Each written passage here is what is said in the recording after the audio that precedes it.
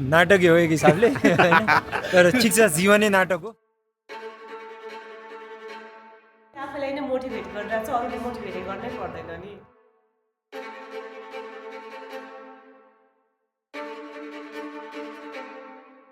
It's going well. I can see the effect, immediate change चाहिँ देखिरहेको छु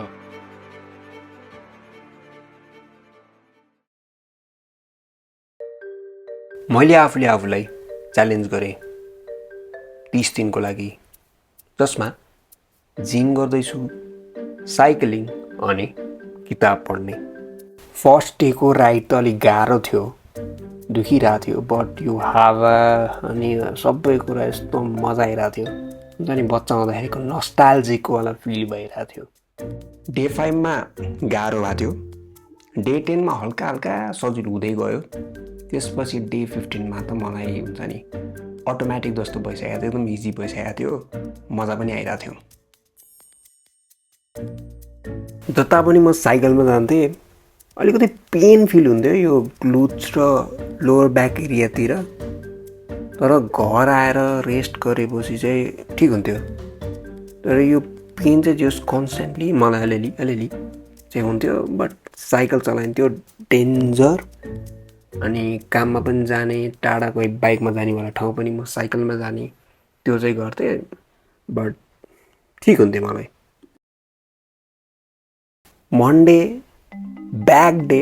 मस्तले मैले एक्सर्साइज हाने अलिअलि फर्म बिग्रियो तर म मस्तले हाने त्यसपछि त्यही दिन मलाई दिउँसो धुलिखेल जानुपर्ने थियो बाइकमा म एक्लै बाइकमा गएँ तर धुलिखेलको बाटो अति अति अति झुर रहेछ त्यो झुर बाटो म गएँ त्यसपछि त्यही बाटो फर्किँदा मेरो ब्याकलाई अझ ओभर स्ट्रेस भयो र फेरि म चाहिँ त्यो धनुषवाला गेम खेल्न गएँ त्यसले गर्दाखेरि नि अझै मैले रेस्ट पाइनँ अझै ब्याक दुखिरहेको थियो र घर जाँदाखेरि अरू बेला जस्तो दुख्ने र ठिक हुने अवस्थामा म भइनँ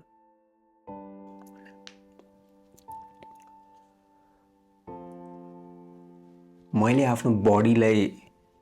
सुन्न पर्ने अहिले चाहिँ त्यो कुरा मलाई एकदमै रियलाइज हुन्छ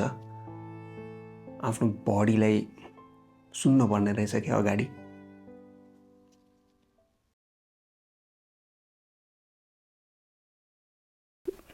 सिटी स्क्यानले कन्फर्म गर्यो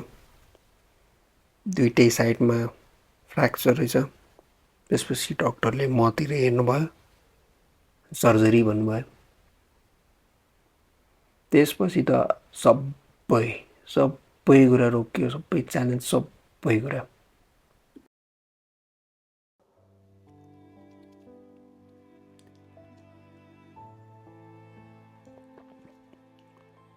नौ दिनसम्म मैले आफूलाई यस्तो पुस गरेँ हुन्छ नि म अफिसमा गइरहेको छु म पुरै काम गरिरहेको छु बिकज मेरो रेस्पोन्सिबिलिटी थियो एउटा इम्पोर्टेन्ट इभेन्ट आइरहेको थियो अनि मैले पुरै यताउति जान पर्ने लिन पर्ने थियो यस्तो पेनमा थिएँ म but I was pushing myself अनि मैले लिटरली कसैलाई पनि हुन्छ नि यसरी एकदमै अब्भियस पारामा थाहा हुने गरेर आफूलाई प्रेजेन्ट गरिनँ कसैलाई खासै थाहा हुनै दिएन I was pushing myself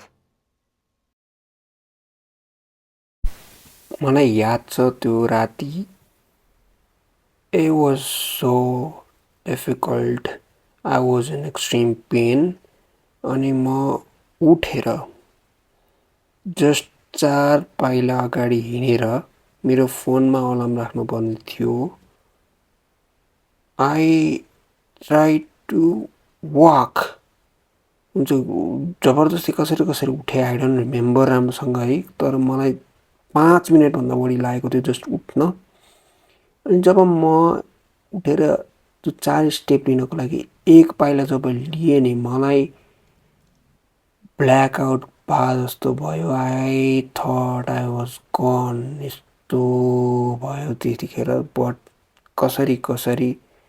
I manage to walk अनि त्यसपछि मैले अलार्म राखेँ आई डोन्ट नो यो भएको 14 घन्टापछि मैले स्पिच दिएँ अलमोस्ट 14 घन्टा I don't know how but हुन्छ नि आफूलाई पुस गरे मेबी मेन्टालिटी जस्तै बनाएँ आई डोन्ट नो बट अगाडि म फोन लिन पहिले लिन सकेको थिएन बट आई वेन्ट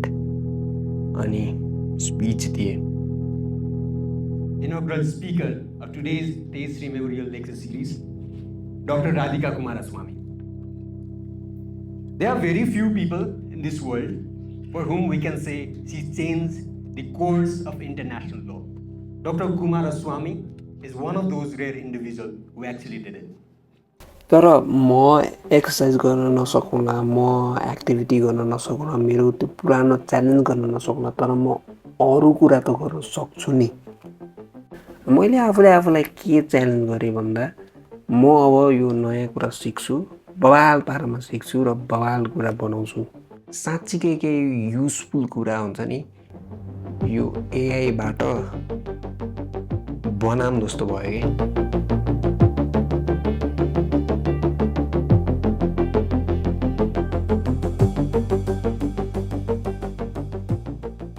यो सबै भइरहेको बिचमा मैले एकजना मान्छेको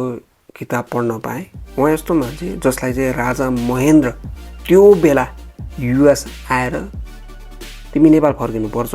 म तिमीलाई जे पनि दिन तयार छु जे पनि गर्न तयार छु भनेर नेपाल फर्काउनु भएको थियो यसबाट पुरै खत्रै इन्साइट पाइन्छ नेपालको हिस्ट्रीलाई नयाँ पर्सपेक्टिभबाट देखिन्छ this is very interesting red मैले धेरै लामो समयपछि एउटा बुक यस्तो मजाले पढेँ कम्प्लिट गरेँ and feel very happy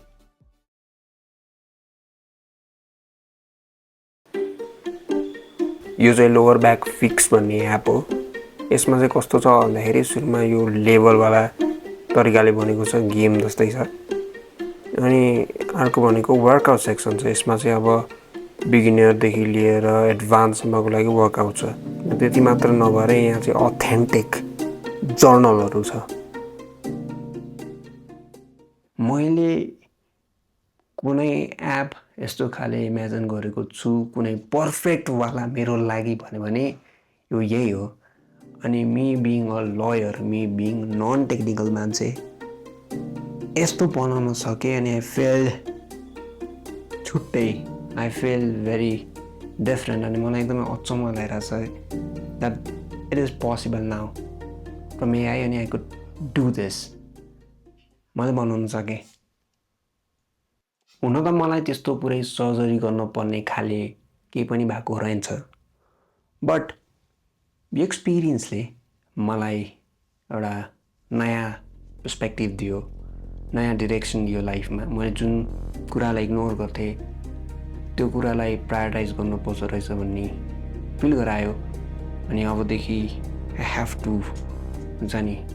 workout differently I have to change अलिकति मेरो लाइफ स्टाइल अनि यो च्यालेन्जमा मैले नयाँ कुराहरू गरेँ होइन यस्तरी मोबाइल एप बनाउनु कहिले सक्दैन थियो होला यो च्यालेन्जले गर्दा गर्न सकेँ it was never about completing यो 30 डेजमा मैले इनिसियली सोचेको च्यालेन्जहरू it was about getting back मेरो initial confidence because I was losing confidence for long time now अनि